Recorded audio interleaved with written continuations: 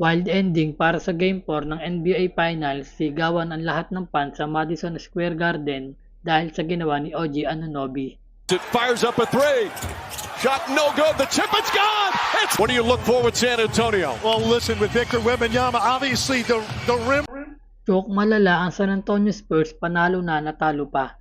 Nasayang ang 29-point lead ng Spurs. Unang quarter pa lang ay agad nang natambakan ng San Antonio Spurs ang Knicks na umabot pa ng 21 points. Hanggang sa halftime ay malaki pa din ang lamang ng San Antonio Spurs dahil na din sa mga 3-point shot nito.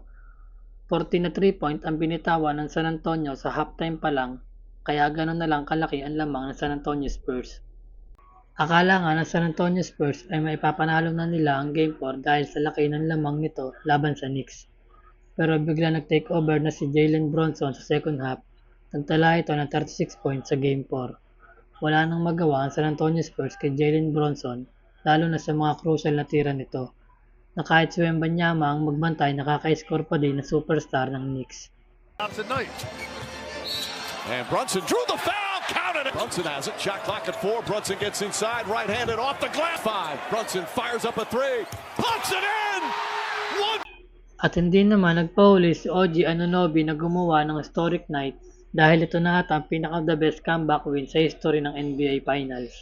Kakaibang OG Anunoby ngayong Game 4 dahil nagtala ito ng 33 points at 7 out of 9 sa 3-point area.